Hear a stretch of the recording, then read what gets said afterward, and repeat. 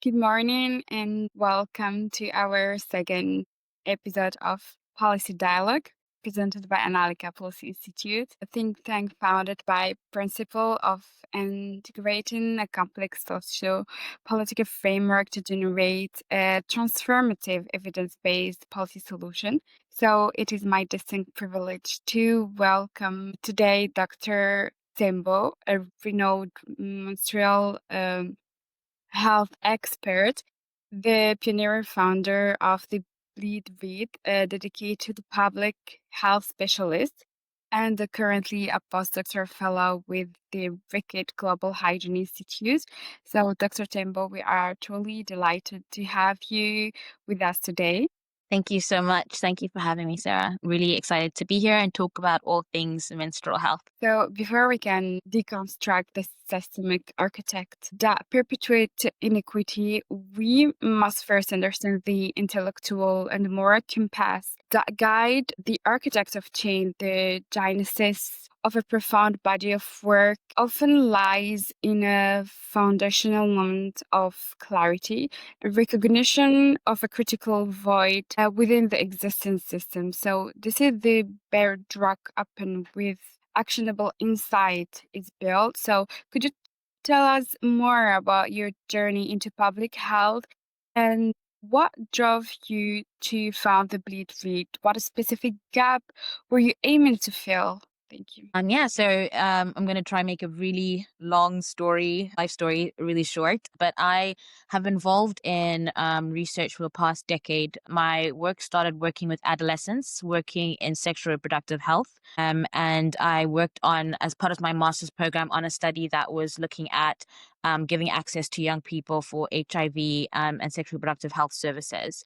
And that led me to my PhD, which was looking at integrating menstrual health, so menstrual health provision in the form of education and menstrual health products in a sexual reproductive health community-based intervention in Zimbabwe. So menstrual health was just one of the components we were trying to address when we're looking at the reproductive health of all young people. And when I say young people, in this study, we're looking at young people ages 16 to 24. And we were providing these services in a community setting to see if it would have an impact on the prevalence of HIV in those areas. And basically what I saw in that work is that I was documenting my journey, my PhD journey, on Instagram and Twitter, and talking about, the different menstrual products I was coming across, like the menstrual cup and reusable pads, and talking about menstruation. And I had a lot of people in my DM asking, what's a menstrual cup? Well, I also have really heavy bleeding. What does this mean? And so I realized really, really quickly that, this is not just a problem in the areas that we're working in, which were low income, high density areas, but like this lack of information about menstrual health, about menstruation, about pain, about menstrual health products was like universal. My friends, my colleagues, my mom, they also had questions about this. And so if you talk about the gaps that sort of led me to the 𝐈𝐬𝐧'𝐭, it was really about gaps around education around menstrual health. It was information. It was people not having anyone else to talk to. So like no community and support about menstrual health related issues. And a big thing that when I started like coming up with information and like coming up with little snippets that I would share on Twitter or something, or X now it's called, about different menstrual health issues, is that I didn't see any diagrams or pictures or stories about women that look like me. So any brown skinned women. And then I was like, okay, not only am I not seeing brown skinned women, I'm not seeing any sort of representation for the LGBTQ community. I'm not seeing any resources for people that can't read or people that can't hear. And so another thing that I was seeing is that there's just a lack of representation in the material that is available. And so I really created the 𝐈𝐬𝐧'𝐭, which was this online community and resource to address that gap, to be able to talk about menstrual health and menstrual health issues in really plain, easy to understand language, to add to the media body by adding pictures of people that look like me and look like people I know, people in my community, and inciting dialogue and creating like safe spaces for people to talk about all their different menstrual health issues. And it's just really grown from there and gone beyond just menstrual health, right? So beyond talking about just bleeding and the actual 4 days or 5 days that you're bleeding, but talking about the whole cycle, the luteal phase and the follicular phase, talking about sexually reproductive health, talking about sexual wellness, talking about sexual pleasure, and then talking about menstrual health across the life course. So, like a lot of conversations around menopause and what you need to know before you get there, and then the experiences of menopause, just amplifying those voices of like people who bleed around the world. Thank you for illuminating the reflection. Your narrative powerfully discourse a critical action.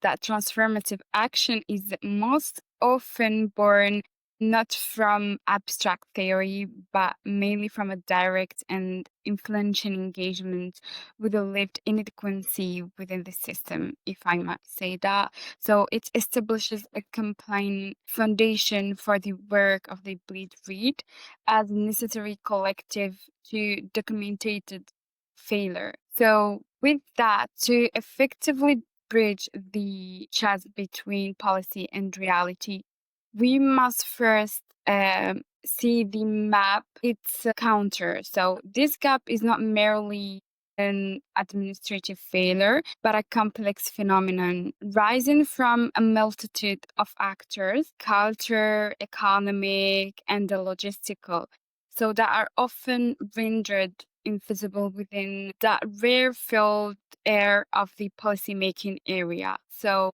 this is the detailed examination of this implementation crisis that true understanding begins. So the title of our work is Bridging the Gap Between Policy and Reality. In your view, what does that gap look like on the ground? Like, can you give us an example of a well-intentioned policy that fails to translate into reality for menstruators? Yeah, sure. I think, bridging that gap between policy and reality really, really important and timely, right? Because there's been a lot of focus on menstrual health now, and we're building this like research evidence of what's missing, what the gaps are, and it's been recognized in policy, but a lot of that policy hasn't led to change or sustainable change in most cases. And I think most of my work is in sub-Saharan Africa, and so a lot of my insights will be limited to that area of the world. But when I think about some of the policy versus practice gaps, two things come to mind. So this limited policy implementation. So a lot of countries, Zimbabwe included, have menstrual health policies on paper, but they're rarely backed by effective implementation mechanisms or sufficient funding. So what we should be doing is on paper, but it's not translating to what's happening on the ground. And then adding to that or compounding to that is this idea of a lack of accountability. So we have really weak or absent monitoring and evaluation frameworks, and it makes it really difficult to monitor what's happening and to even look at the effectiveness, the safety, and the sustainability of the work that's being done or that is intended to be done. So some examples of this are inadequate water and sanitation infrastructure. So you might talk about policies that are about schools and public spaces having access to menstrual products. But if you don't have bathrooms that lock, if you don't have running water, if you don't have incinerators, you can't provide products and you can't expect people to have good menstrual experiences if they have no way to change them or to dispose of those products. There's insufficient access to menstrual health products in general. When they are available, they're often really, really expensive. And if they're provided for free, they're inadequate in the amount that are offered.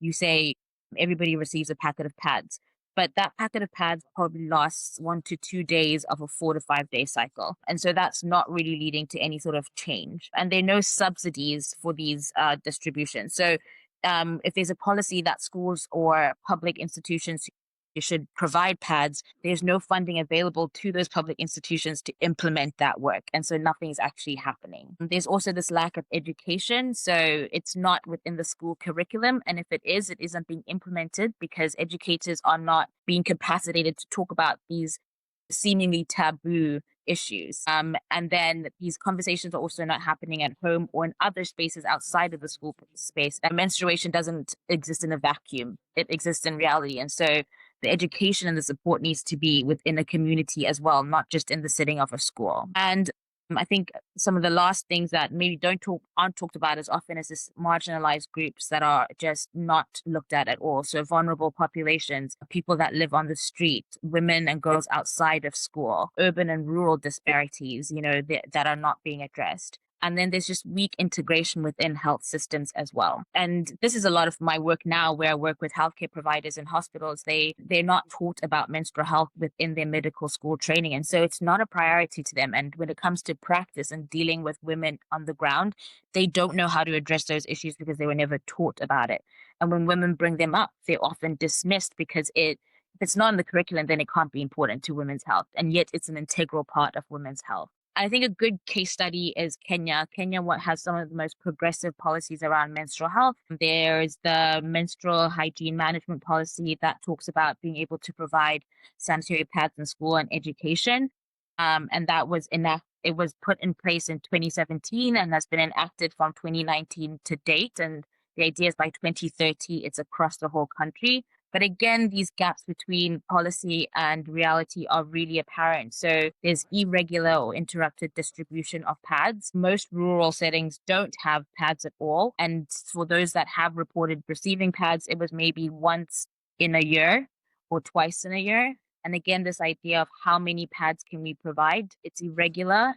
So sometimes each girl receives 2 packets, another month it's 1 packet. And if you think about that lived experience of giving somebody the experience of using disposable sanitary pads for 1 cycle and them feeling comfortable and them feeling more free because this pad works and it absorbs, and then the next month they're left with nothing, it's quite a traumatizing experience. And so thinking about some of the unintended consequences of things not being sustainable and regulated and standardized over time. And then again, when you talk about rural versus urban, there's a limited reach of the program. People are getting it and some people aren't. I talked about this wash infrastructure needing improvement. And so again, it's highlighted in this Kenya example where you provide children or girls and women with pads and information about menstrual health and how to use a product and dispose of it, but then you don't give them the facilities to practice what they've learned. And so while there are things that are happening, I don't want to sort of negate and say this is, it's not working at all. It's great that there's progress being made, but there are very clear evidence gaps between what's written on paper and what's being executed in person. Thank you so much for your deeply insightful analysis.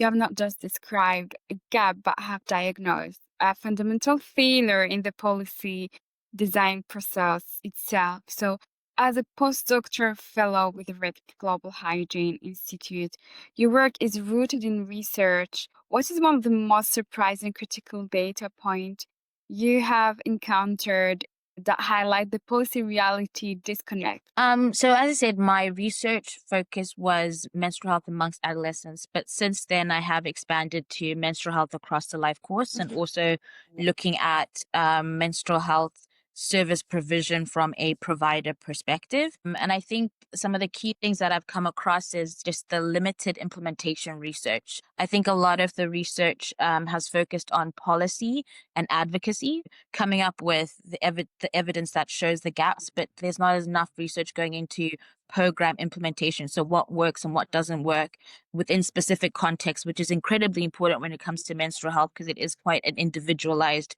journey, and understanding how program drivers work is really important to them being sustainable over time. I think another gap is this limited voice of end users. So we're not hearing enough from the people that we're looking to serve. The experiences of older women, of marginalized people. We need to know how service provision is for those people. We need to know how education is for those people. We need to know how access to products and wash infrastructure.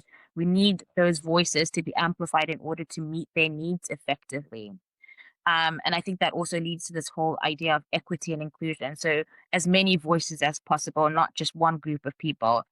As I said, a lot of the research has been on women and girls in school, and we need to look at other groups and look at menstrual health in the workplace, for example, and menstrual health in the community setting as well. And I think the big one that is known but there's limited research on is stigma and social norms. The effect of menstrual health stigma and how to change social norms, because that's not going to happen with one intervention. It takes time. It's taken a really long time to cement this idea that menstrual health is taboo and menstrual blood is dirty. And so it's going to take time to change those narratives and those behaviors. And I just don't think that there's enough research going into understanding the drivers of social norms and things that we need to do to change that. And that's in addition to some of the well-known gaps around standardized monitoring and effectiveness, monitoring and evaluation rather, and then looking at cost effectiveness and sustainability studies. And I'm really hoping that the work that I do within the implementation research space adds to, bridging that gap. But yeah, those are some of the ones that I've seen in my work so far. Believing that while diagnosis of the problem is necessary first step, the ultimate metric of progress resides in the implementation of efficacious interventions. The most elegant theoretical model holds little value without, if I can say, concomitant mechanism for its practical application. This where the work of bleed read transaction from critique to construction, from identifying a problem to emerging its solution. But the bleed read is a powerful example of action. How do you design your initiatives to directly address a shortcoming of top-down policy? Could you share a success story? Yeah, I think that the bleed read is very much looking at a working with the people on the ground approach. Like they direct the work that happens, they inform the work that happens, a lot of co-development, a lot of co-creation. And a big thing we focus on is this idea of public engagement. I guess one of the success stories is that as part of my postdoctoral work, we did a public engagement campaign where we were really looking to understand the lived experiences of menstruators across the board and across the country in Zimbabwe. And what we did is we did a national call where we asked women of all ages to submit pieces of art, whether it's a painting, photography, graphic design, that answers the question of what does menstrual health mean to you? What has your menstrual experience been? What have you learned about yourself in your menstrual health journey? And there we really used art and we really asked people to use art to describe their journeys, because one of the things that we found in the research is this is something that people don't usually talk about. So if you're not used to talking about something, you often don't have the words or the language for it. So we wanted to look for alternative ways for people to express themselves, and art is a good way of doing that. And one of the gaps was not having the voices of older women. And so we wanted to hear from young and old. And so that's why we made the age category, really diverse. And we got submissions from all across the country of women of all ages, really amazing pieces of work.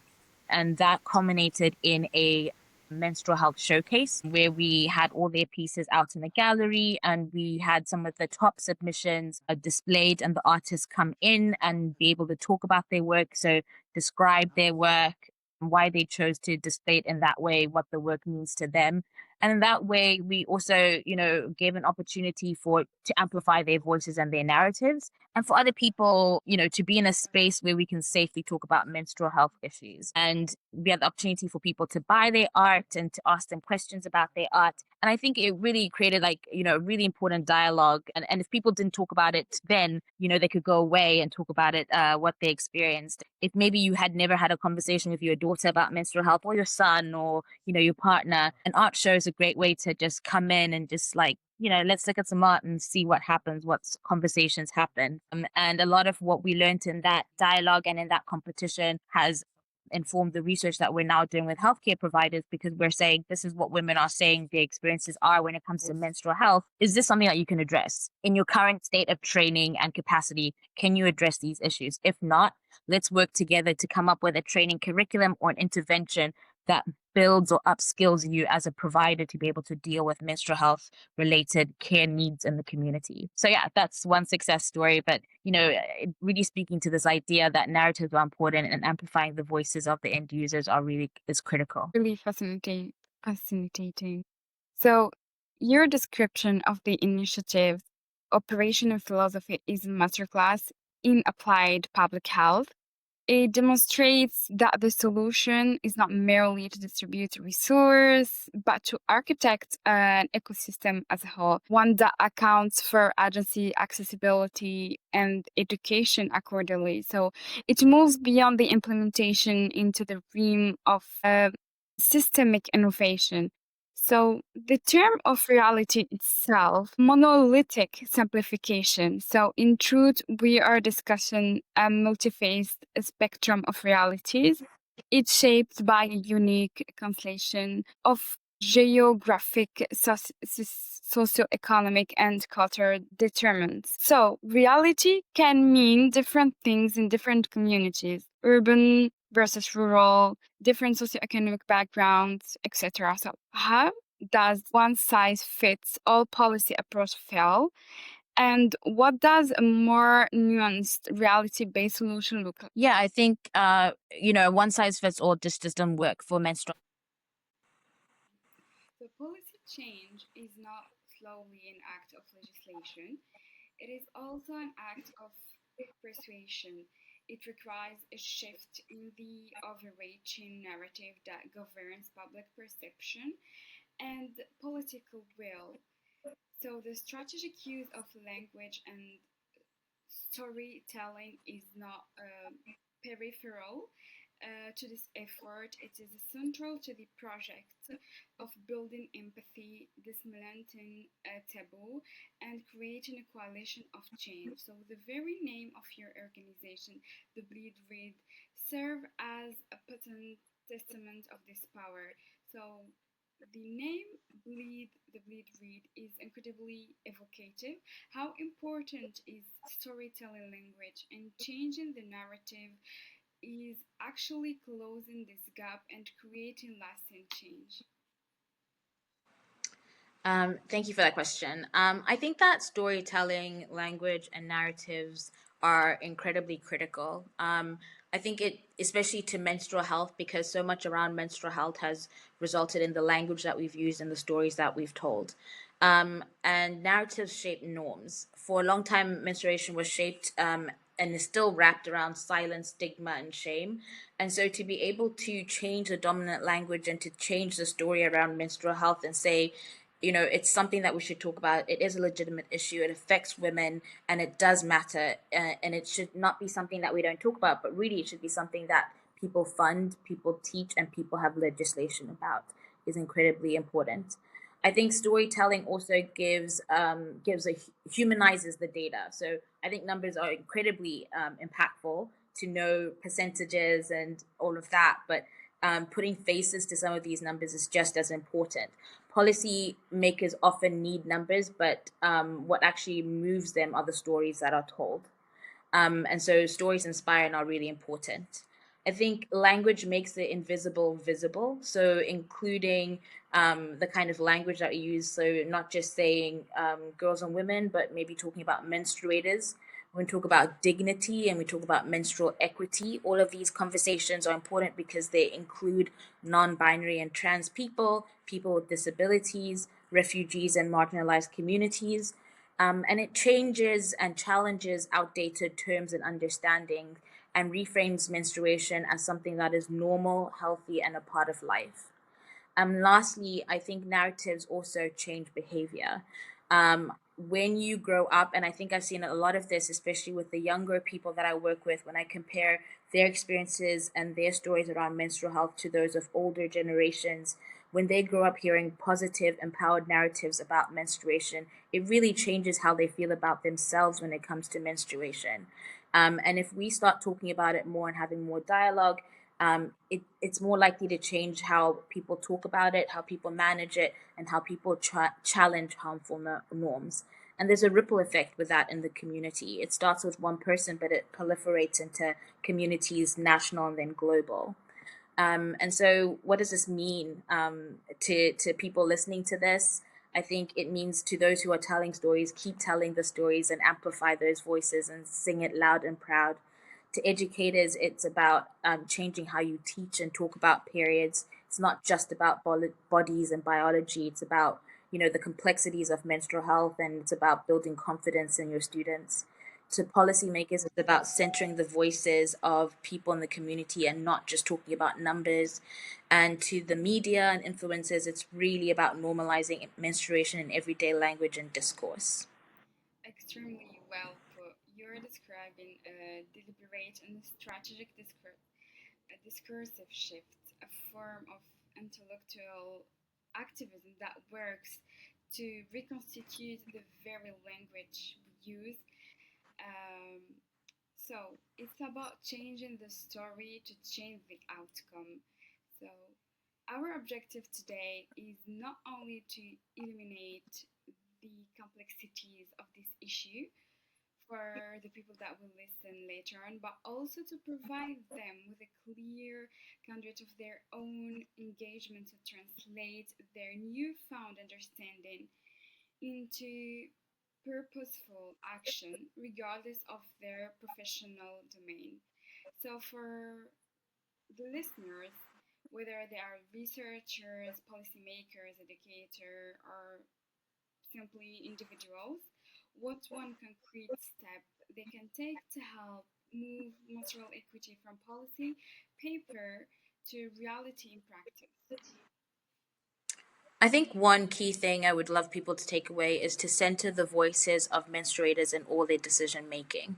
So, regardless of who you are, to commit to meaningfully involving menstruators, especially those from marginalized communities, in the design, the implementation, and the evaluation of menstrual health initiatives. And this is really important because policies fail when they don't reflect lived realities. Research fails short when it ignores user experiences, and education misses the mark when it doesn't include students' voices. There is a tangible and necessary role to play in this collective effort. It is a powerful call to move from a passive awareness to active participation. So, in the face of such a complex, deeply entrenched global challenges, optimism must be disciplined and evidence based choice, not merely a sentiment. So, it is found in the discernment of emerging trends, innovative models, and shifts in the collective consciousness that signal a genuine trajectory towards a more equitable future. So, what are the most optimistic about the future of menstrual health? What gives you and us hope that we can close this gap for good? Um, I mean, I think that I'm really optimistic about conversations like this happening. That podcasts and platforms like this exist, and these conversations are being told and are being broadcast to the world. And so, this growing global momentum to treat menstrual health not just as a hygiene issue, but a matter of human rights, dignity, and equity.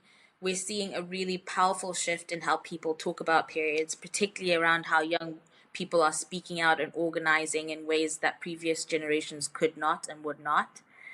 We see governments are beginning to recognize menstruation in their policies. We see technology and innovation constantly trying to build apps and platforms that are menstrual health focused or menstrual health related. And we're hearing about stories that we never heard about. So the silence is breaking. So it really gives me hope that there are unrelenting voices that are speaking about menstrual health, that research is happening, that funding opportunities are opening up, and demanding for change and creating evidence, and not creating evidence, but revealing evidence for why this is important work. And so I hope that we just continue to build on that, and as a collective, we're able to drive the menstrual health agenda. It is a powerful, optimistic note grounded into wishful thinking but in observable momentum. It suggests that we are witnessing the emergence of a more robust, multi-sectoral, and evidence-informed ecosystem for change. One Mm-hmm. that is capable of generating the sustainable pressure and innovative solution required to finally close the gap you have to outline for us today. So, as we bring our dialogue to close, it remains a fundamental tenet for our mission at Analyca Publicity to ensure that the insight generated within this forum do not remain here but are propagated outward, providing the tools for the people that will listen and the audience to further their own understanding and to lend their support to the vital work of those on the front line of change. So, where can the people on the audience follow your work and support the Bleed Read? So you can find a lot of information about the Bleed Read at thebleedread.com. We are also the Bleed Read on Instagram and on X. I try to update a lot on the research that I'm doing, including publications and videos and films that we're making around menstrual health on my LinkedIn page. So if you just look for Dr. Mandy Tembo on LinkedIn, you'll find me there. And my organization that I work with in Zimbabwe on menstrual health related research on our website at 𝐊𝐬𝐧'𝐭. So that's throughzim.org. Excellent. We will ensure all these resources are available for our audience. So, Dr. Tembo, I want to express my deepest gratitude for your time and exceptional generosity of insight today. Your expertise has not only illuminated the intricacies of this paradox, but has also provided a crucial roadmap for meaningful engagement. Thank you again for joining us today and for your monumental work. Thank you so much. Thank you so much for having me, Sarah. It's been a pleasure to talk about menstrual health and to talk about the Bleed Read. And yeah, thank you for this platform. It's amazing.